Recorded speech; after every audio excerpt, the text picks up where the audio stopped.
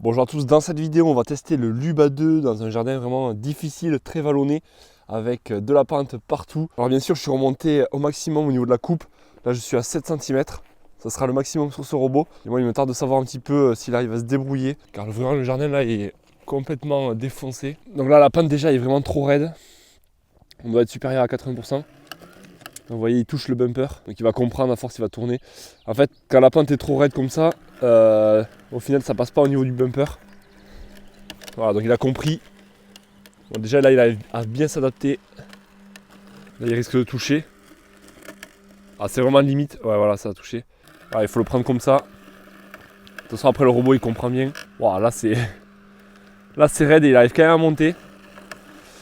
En tout cas le Yuka n'aurait jamais réussi ici à monter par rapport au Luba. En fait le problème c'est que là c'est une double pente. Voilà, ça fait comme ça puis une pente comme ça. Donc voilà, le robot il touche avec son bumper devant. Ce qu'on peut remarquer c'est qu'il est plutôt intelligent. Il va faire plusieurs allers-retours jusqu'à ce qu'il arrive à passer. Et on peut voir qu'il patine pas vraiment avec ses 4 roues motrices. Si vous souhaitez en savoir plus sur le Luba 2, vous avez un lien en description qui vous permettra d'avoir 50 € de réduction lors de votre commande. Donc n'hésitez pas à passer par ce lien si vous souhaitez en commander un. En tout cas moi ça fait 5 mois que je l'ai chez moi, j'en suis vraiment très content pour l'instant. Là, il fait vraiment un boulot de fou. Là, voilà, le test est quand même assez poussé. En tout cas, c'est un robotonnage ultra précis grâce à son antenne RTK qui lui permet d'avoir une précision à 1 cm près. De plus, donc vous l'aurez compris, il a 4 roues motrices. Ça lui permet d'escalader des pentes de 80%. On va voir s'il arrive à passer. Ouais, donc là, il a réussi à passer. Et les amortisseurs à l'avant aussi qui font un boulot de fou, qui lui permettent d'être tout le temps le plus plat possible. Malgré qu'il avait galéré un petit peu dans les endroits où la cuvette était trop importante, il a quand même réussi à se débrouiller et à passer.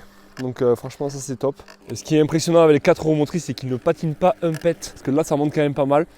Et voilà, il arrive facilement. Là donc on a quand même des fortes pentes là. Un 2 roues motrices aurait beaucoup plus de mal. Lui, ça lui fait pas peur. Alors là ça va être intéressant de voir. C'est impressionnant. Il n'y a rien qui l'arrête quoi. Même là il arrive bien à se débrouiller alors que la pente elle est vraiment incroyable. Bon et voilà pour ce petit test dans un jardin très difficile. Bon, on peut dire ce qu'on veut, clairement le Luba 2 je pense que ce sera un des meilleurs robots pour ce genre de jardin un petit peu pourri, un petit peu en pente. Et encore là sur la caméra on voit pas trop mais le terrain est vraiment très vallonné. Donc voilà, le Luba je pense que ce sera le mieux. Car il a 4 roues motrices, il a les amortisseurs avant qui font un job de fou. Le seul petit inconvénient c'est peut-être ici là, dans un fossé par exemple, avec le bumper à l'avant qui pourrait donc de temps en temps toucher comme on a vu tout à l'heure.